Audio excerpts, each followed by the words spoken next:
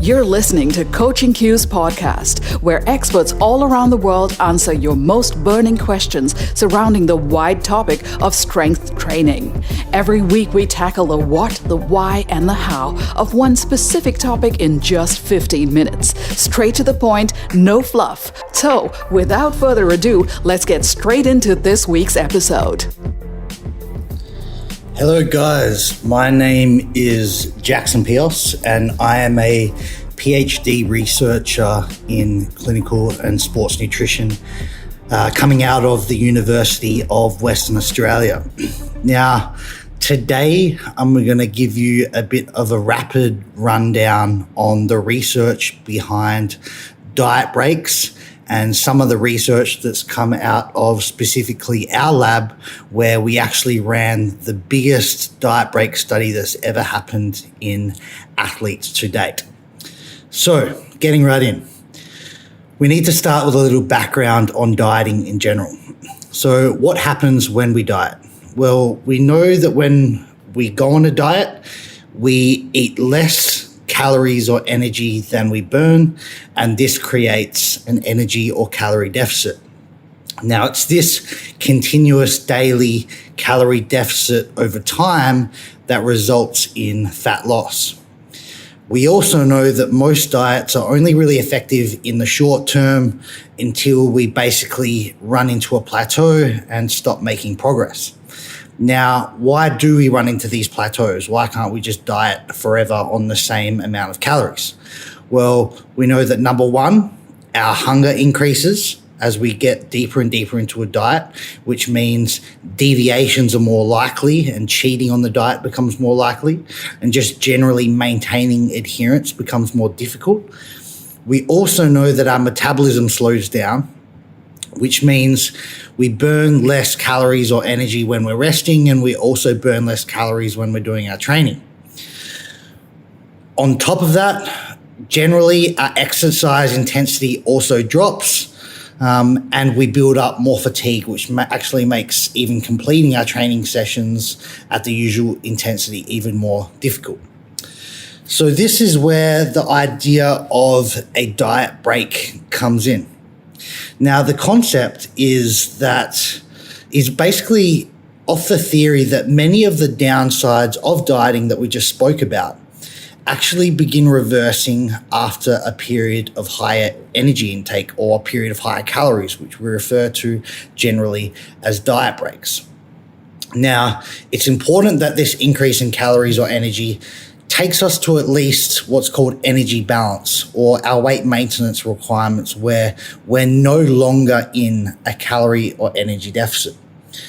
So the general concept of a diet break is that breaking up the diet with periods of higher calorie intake, or diet holidays if we want to call them, this could lead to better dieting results by reversing or minimizing some of the negative side effects that actually build up from the diet.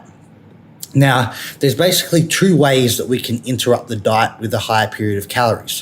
One way is diet breaks, and one way is refeeds. Refeeds tend to be a little bit shorter. So we're talking about a caloric increase for generally 1 to 3 days that might happen once a week or once a fortnight. Diet breaks tend to go a little bit longer, but they're also a little bit less frequent. So diet breaks usually go for 7 days, for a whole week, but we might only have them every 4 to 8 weeks.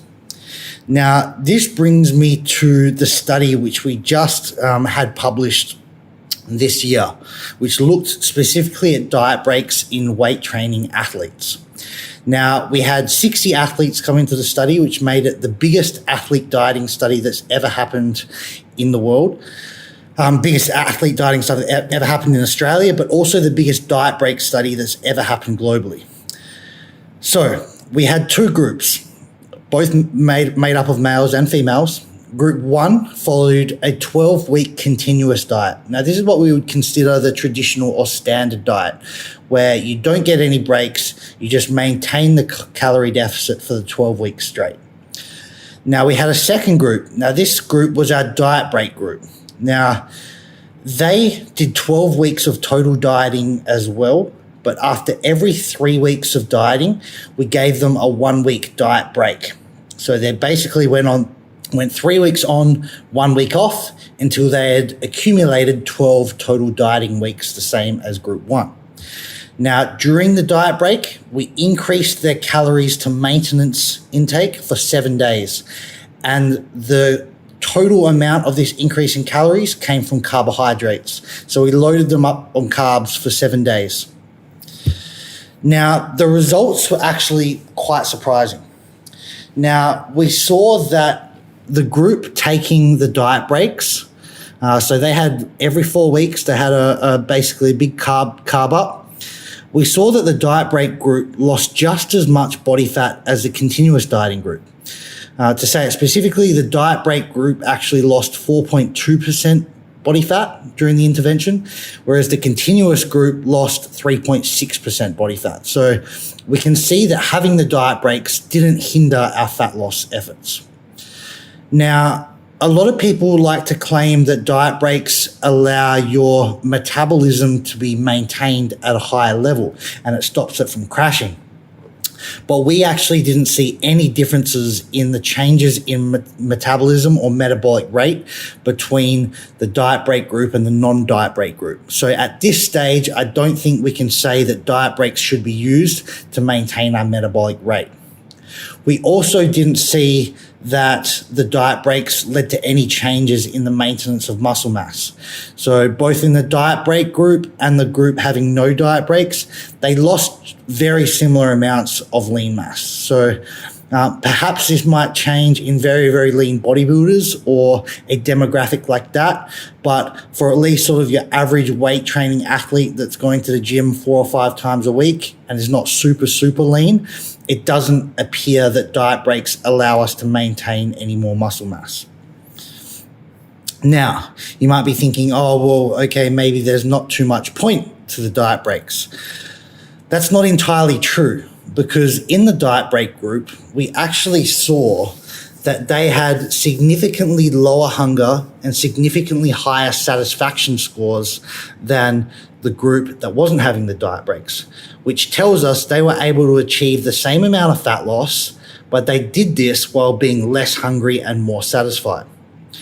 We also saw that the dropout rate from the group having diet breaks was 2 times less than the group not having diet breaks, which tells us that having the diet breaks makes the protocol, the dieting program, a little bit easier to stick to.